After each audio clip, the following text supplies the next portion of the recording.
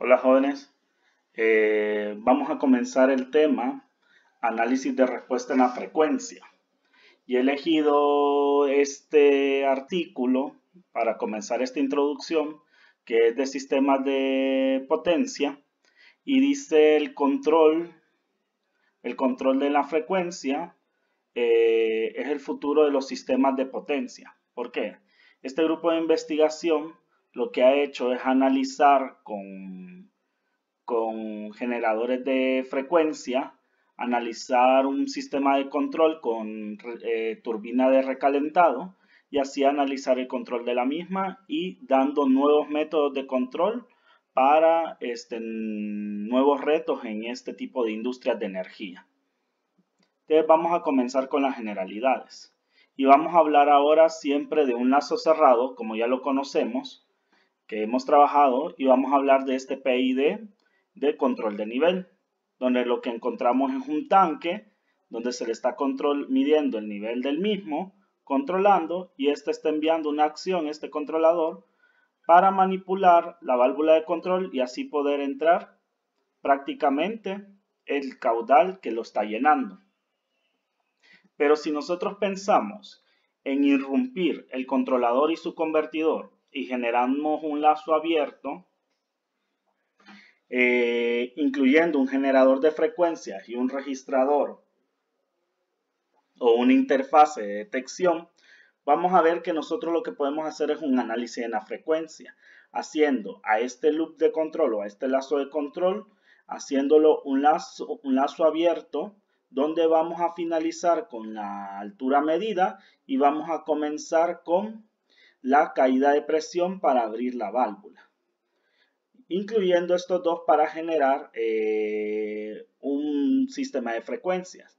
Cabe mencionar que las frecuencias de los sistemas en procesos en ingeniería química son muy pequeños y por lo tanto necesitamos equipos que nos generen funciones que tengan periodicidad para poder estudiar a estos procesos en la frecuencia.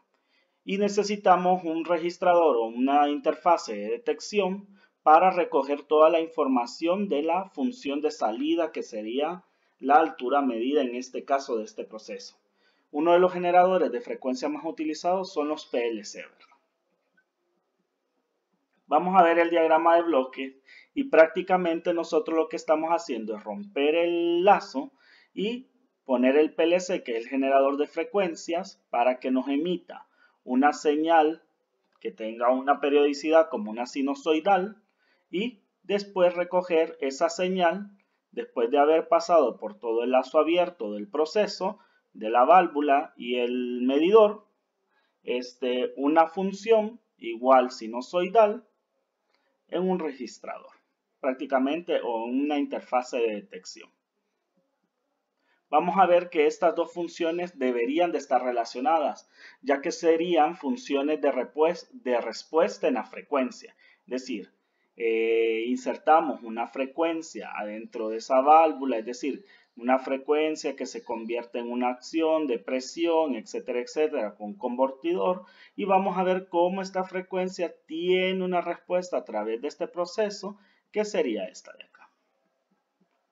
Vamos a hacer ahora un análisis de la frecuencia con la regla de sustitución, lo que Leblanc le llama una consistencia afortunada. ¿Por qué? Nosotros vemos entonces de que al incluir una frecuencia de entrada a través del tiempo, tenemos una función sinusoidal que tiene una periodicidad, nos va a regresar una función con un tiempo de desfase con una nueva amplitud de salida, que sería el registro o la función ya procesada por todo alrededor de la válvula, el proceso y el medidor. Vamos a analizar primero una función sencilla, que sería una función de primer orden. Y usando nuestra función de transferencia de primer orden, y teniendo en cuenta que estas funciones de transferencia tienen parte en el dominio de la frecuencia de Laplace. Por eso es que vamos a poder usar la regla de sustitución. donde sabemos que S es igual a una frecuencia, que sería una frecuencia a la que está relacionada nuestra función de entrada con la función de salida, donde es hecha en la frecuencia de los números imaginarios que tenemos. S es igual a la frecuencia por el número imaginario. Entonces, si hacemos la sustitución en nuestra función de primer orden, lo que vamos a tener es este número complejo. Nosotros sabemos que los números complejos son de la forma A más B, I, es decir, donde tenemos una parte real y una parte imaginaria. Este todavía no está en esa forma, pero usando el conjugado del mismo, haciendo el conjugado, podemos simplificar un poco la función de transferencia ya sustituida con la regla de sustitución y podemos encontrar un número complejo de la forma A más B, I. Entonces acá tenemos donde A es la ganancia del proceso por la constante de tiempo del proceso al cuadrado, la frecuencia al cuadrado más 1, menos tenemos menos BI, que B sería la ganancia por la constante de tiempo del proceso, por la frecuencia, y el mismo denominador que tenía A. Y este sería la parte compleja. Entonces, nosotros ya sabemos que estos números, por cuestión de facilidad, los podemos tener en una representación polar. La representación polar, lógicamente, tiene connotaciones trigonométricas y vectoriales. Podemos ver este vector, donde tiene una magnitud y tiene una posición, una dirección, ¿verdad? Que está relacionado con este ángulo. Entonces nosotros podemos, usando trigonometría, sacar la magnitud de esa posición de este número complejo en esa función de transferencia por medio de una representación polar a través de la regla de sustitución que hicimos, donde R va a ser la suma de cuadrados, la raíz de la suma de cuadrados de las posiciones, y haciendo esta función de transferencia de primer orden obtenemos esta ecuación, donde R es igual a la ganancia del sistema sobre la raíz cuadrada de la constante de tiempo del proceso por la frecuencia al cuadrado, toda esa multiplicación más 1. Y sabemos que para sacar este ángulo podemos hacer el uso de la tangente inversa, funciones trigonométricas, donde tenemos la tangente inversa de B entre A, y eso nos da menos tau del proceso por la frecuencia. Pero ¿para qué nos sirve esto? ¿Y por qué Leblanc le habla que esto es una cuestión de fortuna? Vemos que esa magnitud y ese ángulo prácticamente en una función de procesos que tenemos una función sinusoidal de entrada con su amplitud de entrada y una frecuencia que está relacionada con la frecuencia a la que resuena la función de transferencia, nos va a dar o lanzar una salida con una nueva amplitud, como vemos en la gráfica, y con un ángulo de desfase.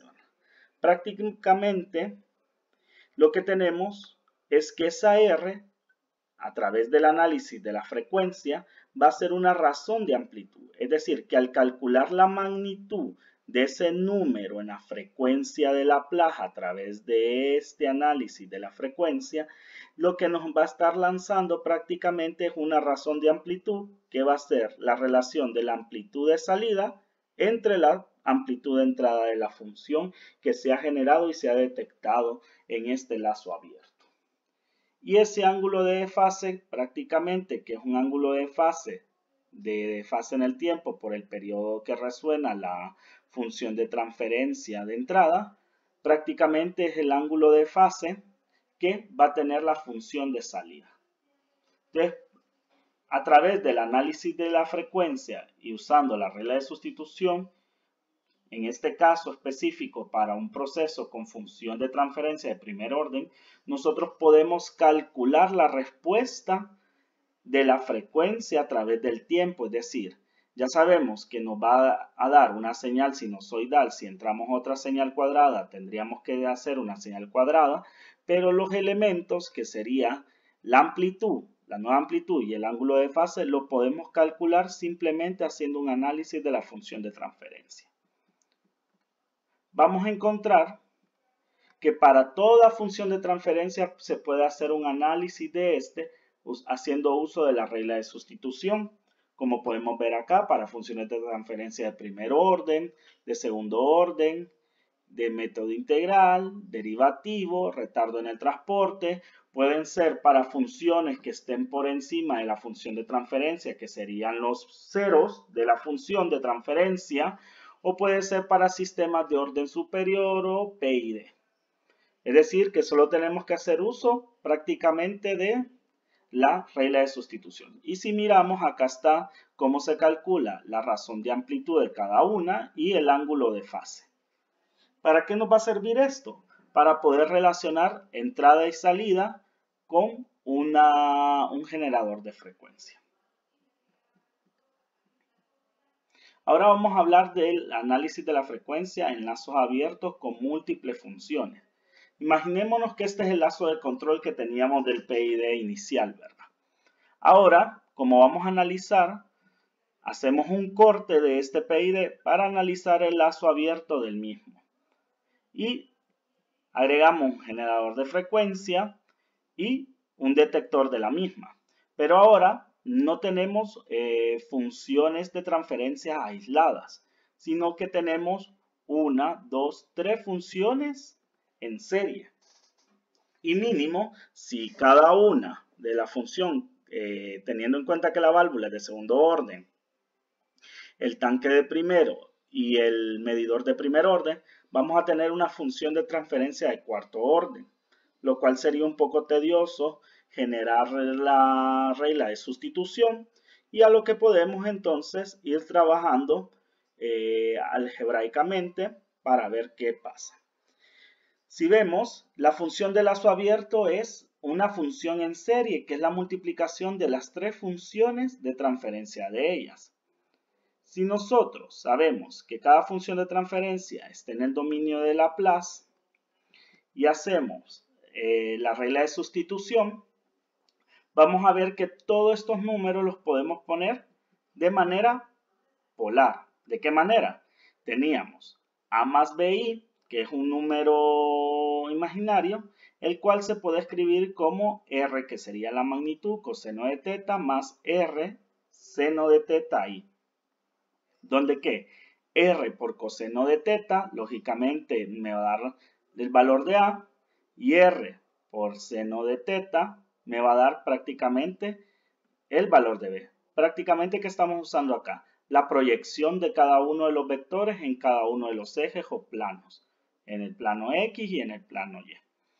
Entonces, sacando de factor común r, tenemos coseno más i, coseno de teta más i seno de teta, y esta es una identidad de Euler, donde tenemos que r por la exponencial de i por teta. Entonces, nosotros podemos poner prácticamente, sabiendo que r es la razón de amplitud y teta es la tangente inversa de b entre a, podemos nosotros prácticamente escribir esa función de transferencia como la multiplicación de cada uno de los valores, prácticamente al estar en serie, la multiplicación de cada uno de los valores de su forma polar. Y si nosotros sabemos calcular prácticamente por cada una de las funciones de transferencia por separado su razón de amplitud y su ángulo de fase, solo las colocaríamos acá. Y vemos que nosotros, como es un montón de exponenciales de la misma base, entonces sacamos de factor común la exponencial, multiplicamos sus coeficientes, que serían las razones de amplitud, y sumamos sus exponentes. Prácticamente, ¿qué tenemos acá? Cuando tenemos un sistema en serie de lazo abierto, lógicamente, las razones de amplitud para relacionar la primera y la última función, como lo tenemos acá en esta función de transferencia, es solo multiplicar las razones de amplitud, y para calcular todo el ángulo de desfase total es la sumatoria de todos los ángulos de desfase individualmente. Prácticamente se nos están dando reglas para lazo abierto en serie, donde nosotros prácticamente vamos a tener la última amplitud entre la primera amplitud del lazo abierto va a ser la productoria de todas las razones de amplitud. Y el ángulo de fase del lazo abierto, prácticamente desde de la primera función hasta la última, vamos a tener que es la sumatoria de todos los ángulos. ¿Para qué nos va a servir esto? Prácticamente para calcular, o mejor dicho, dar respuesta de cuánto es el desfase o la disminución de la amplitud por todo el proceso de medición que se tiene.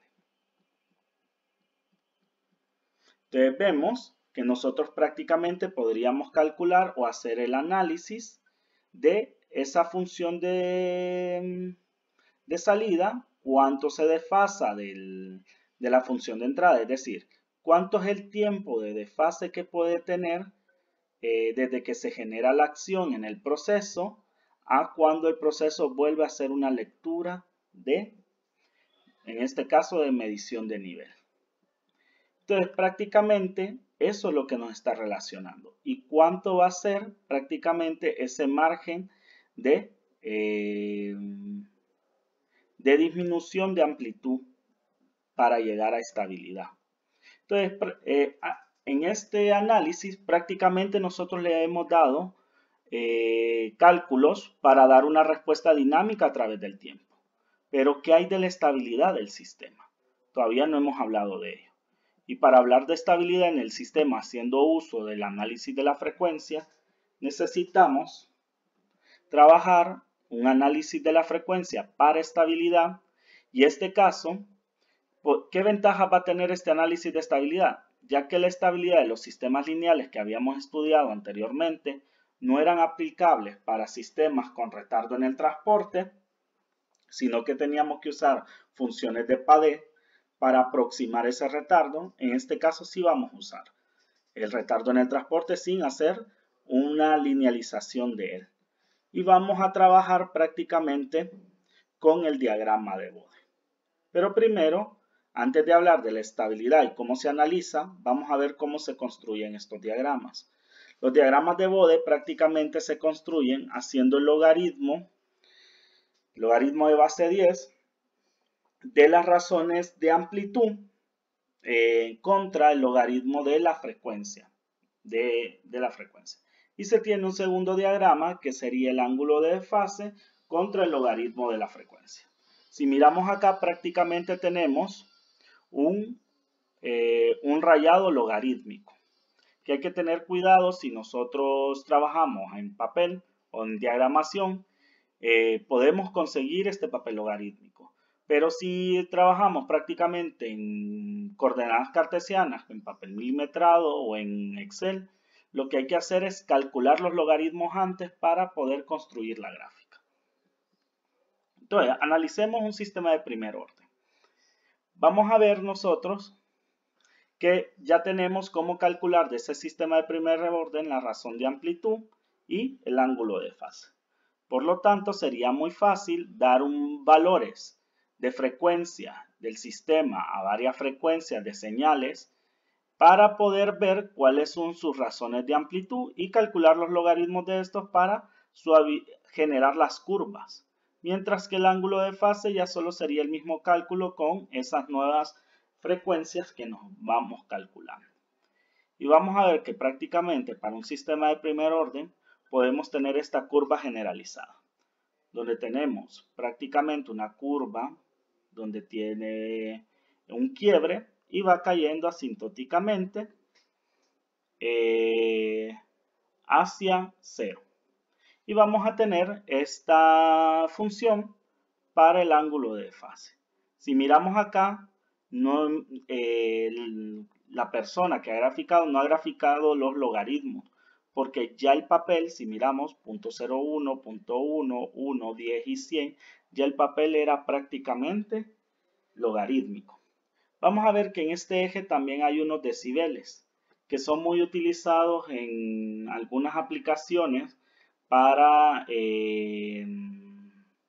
ingeniería ingeniería eléctrica o ingeniería de instrumentación o mecatrónica. Vamos a dejar que los diagramas a veces tienen decibeles, pero nosotros en ingeniería química nos vamos a quedar graficando la razón de amplitud contra la frecuencia del sistema y el ángulo de fase contra la frecuencia del mismo. Vamos a ver que dentro de estas curvas, en la primera gráfica, podemos observar dos asíntotas y una frecuencia de esquina o de quiebre, se le puede decir, donde tenemos una frecuencia una asíntota de baja frecuencia y una de alta frecuencia. Prácticamente esas se determinan haciendo límites cuando la frecuencia tiende a 0 y cuando la frecuencia tiende a infinito. Y con esas ecuaciones vamos a poder calcular esta frecuencia de esquina, donde se unen las dos asíntotas. Prácticamente, ¿para qué nos sirve esto? Para darnos una idea de cómo va a ser la gráfica de los sistemas que tenemos, para hacer un bosquejo de ella. Cabe mencionar también de que aquí he usado logaritmo y se ha separado por leyes del logaritmo la función, miren. Vamos a ver que para los sistemas de segundo orden cambia un poco porque el coeficiente de amortiguamiento hace que la curva vaya teniendo prácticamente diferentes picos máximos. Entre menos es el coeficiente de amortiguamiento, vamos a generar estos picos máximos en la razón de amplitud por algunas frecuencias. Y también vamos a vernos de que vamos a tener un estiramiento de la función para el ángulo de fase. También podemos generarlos para un controlador proporcional integral que tenemos las siguientes curvas. Podemos ver en los anexos del Leblanc, del Seborg y del Corripio, vamos a encontrar varias gráficas generalizadas para casi todas las funciones de transferencia que hemos estudiado en esta clase. Pero vamos a ver este lazo abierto. Ahora generamos un lazo abierto que no solo queremos saber cuánto es la tardanza prácticamente de la medición con respecto a la acción, sino que queremos ver el lazo abierto de toda la función de transferencia. Prácticamente, es decir, del lazo cerrado vamos a hacer un análisis de estabilidad de ese lazo haciéndolo en lazo abierto por una generación de una frecuencia que le vamos a generar en el error y vamos a recibir una respuesta en la variable medida. Vamos a ver que acá vamos a usar otra vez la misma definición de función de transferencia de lazo abierto que habíamos utilizado en la parte de estabilidad del arreglo de root y el root locus. Solo que vamos a tener en cuenta que la función de transferencia de lazo abierto en este caso no la vamos a tener de forma canónica, sino ¿cómo podemos generalizar el estudio de diagramas de Bode para esto? Les enseñé a hacer diagramas de Bode de primer orden, de segundo, pero cuando tenemos una función de orden 8 o orden 10, el diagrama de Bode tiene que ser con una función generalizada y lo vamos a estudiar ahora. La única cosa es que la función de lazo abierto, la función de transferencia, lógicamente tiene que respetar esto para que la función de transferencia sea estrictamente apropiada, donde los números de polos, como habíamos hablado anteriormente, el número de polos sea siempre mayor al número de ceros. Vamos a analizarlo. Vamos a ver que tenemos una ganancia de estado estable. Y tenemos la productoria de varias funciones de primer orden que pueden estar en el numerador, que va a ser mi número de ceros. Y lógicamente en el numerador vamos a tener la cantidad de retardos en el transporte que van a ser la suma de ellos. Después, en la parte del denominador, vamos a tener esta S a la W, que prácticamente estos son funciones como ser cuando tenemos flujo constante por una bomba o cuando tenemos consideraciones de linealización del sistema o consideraciones cuando tenemos un sistema derivativo. Vamos a tener estas funciones que no vienen acompañados de un más 1, que habíamos dicho que iban a ser funciones de pseudo orden 0, ¿verdad? Entonces, estas se ponen al final. Miren que estamos generalizando cómo quedaría una función de transferencia con todas. Y tenemos la productoria de los sistemas de primer orden de todos, prácticamente, de todos los polos. Es decir, que nosotros podemos tener la división de esos. Nosotros ya sabíamos que si tenemos un sistema de segundo orden, lo podemos factorizar para ver los factores de sus polos con la ecuación cuadrática. Lógicamente, si una función de transferencia generalizada como esta carece de este término de orden pseudo cero o de retardo en el transporte, lógicamente el tiempo muerto va a ser 0 y esto se va a hacer 1 y este factor va a tener una W de 0 y este factor va a ser 1, donde solo van a haber polos y 0. Y si no hay ningún 0, esto va a ser 1 o K y acá vamos a tener solo los polos. Entonces, ¿qué vamos a hacer con esto? Ahora, como vamos a analizar estabilidad de la función de transferencia del lazo abierto prácticamente de un sistema de control de lazo cerrado, vamos a usar la regla de sustitución en la misma, generalizada prácticamente. Y vamos a calcular la razón de amplitudes y el ángulo de fase. Si todos estos, miren, K está acá, y si este es una función de primer orden, vamos a tener la suma práctica, la multiplicación, lógicamente, de todas esas razones de amplitudes de primer orden, que serían estas, que tenemos de los ceros. Después W, tenemos este, y quedamos acá, y vamos a ver que abajo también tenemos sistemas de primer orden y tenemos todas las razones de amplitudes de primer orden. Ahora, la razón de amplitud de un retardo en el transporte ya sabemos que sin importar el retardo es 1.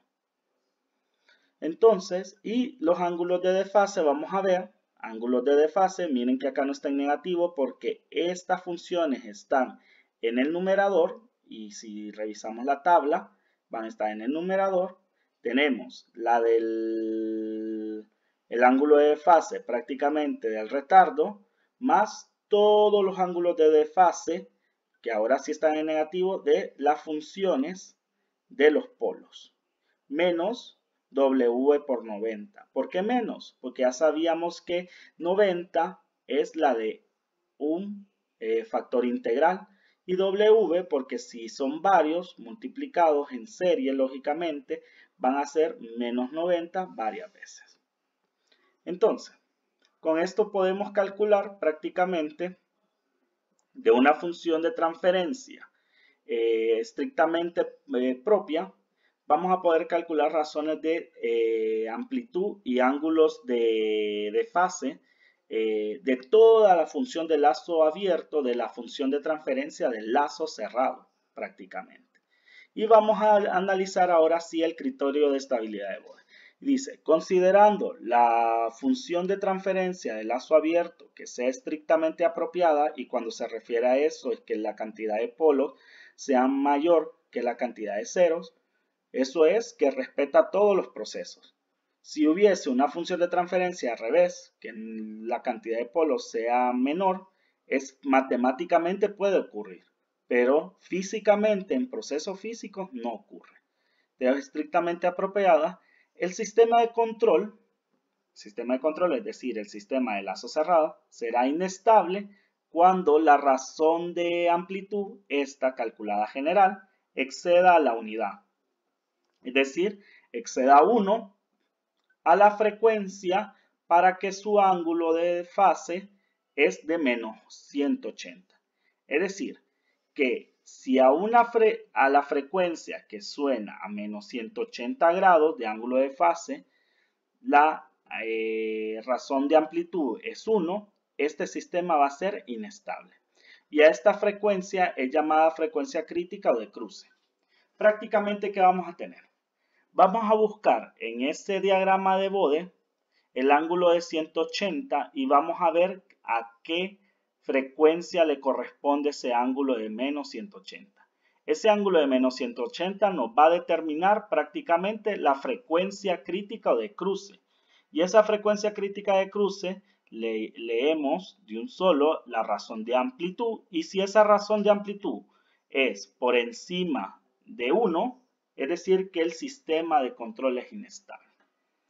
Lo único es que tenemos una excepción para este criterio de estabilidad, y es que si la función de transferencia de lazo abierto solo puede tener una frecuencia crítica o de cruce.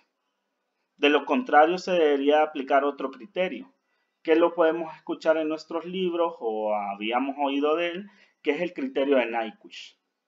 Vamos a ver nosotros prácticamente que si tenemos esta gráfica, la parte inferior del diagrama de Bode, que es ángulo de fase y frecuencia, y tenemos que tiene varios ángulos de frecuencia crítica, miren, acá hay 3, este no se puede analizar por el criterio de estabilidad de Bode y se tiene que hacer por el criterio de estabilidad de Nyquist, que considero yo que debería ser un criterio que se podría estudiar en un curso avanzado de maestría. Vamos a ver entonces eso. Vamos a ver que si nosotros hacemos búsqueda de ese ángulo de menos 180, nosotros vamos a poder determinar esa frecuencia de desfase y con eso leer esa amplitud. Y si la amplitud está por debajo de la unidad, vamos a ver prácticamente que el sistema va a ser estable. Miren, menos 180, leemos esa frecuencia y hacemos una lectura de eso. Si el sistema fuese estable, podemos generar algunos cálculos más que nos van a ayudar para el diseño, como ser el margen de ganancia y el margen de fase. Y vamos a definir primero el margen de ganancia. El margen de ganancia prácticamente va a ser el inverso de la razón de amplitud, que tiene como ángulo de fase de menos 180, es decir, la razón de amplitud calculada a la frecuencia crítica. ¿Qué es lo que tenemos acá? Encontramos la frecuencia crítica que tiene el ángulo de menos 180 y si la razón de amplitud es menor que 1, esa razón de amplitud, el inverso de esto, nos va a dar un margen que sería de 1 hasta A, hasta la razón de amplitud, sería el margen de ganancia, es decir, que es todo el margen que está sobrediseñado nuestro sistema de control para evitar llegar a la inestabilidad. Y el siguiente que tenemos es el margen de fase, que el margen de fase es el margen que tenemos de la resta de menos 180, que es el de excedencia, menos el ángulo a una razón de amplitud de 1. Ese ángulo se encuentra a una frecuencia que se llama frecuencia de ganancia de cruce. ¿Esto dónde se da? Busco la razón de amplitud de 1 y con eso encuentro esa frecuencia de ganancia de cruce, que sería esta de acá. Y con esa frecuencia voy a encontrar mi ángulo de fase, que se lo voy a restar a 180 y ese va a ser el margen de fase que tenemos acá. Prácticamente, ¿qué tenemos acá? Dos niveles de diseño para ver el sobredimensionamiento de nuestro lazo de control para evitar prácticamente la inestabilidad. Y vamos a encontrar que en general en especificaciones de diseño el margen de ganancia tiene que estar entre 1.7 y 4 y el margen de fase entre 30 a 45 grados. Estas especificaciones son especificaciones generales.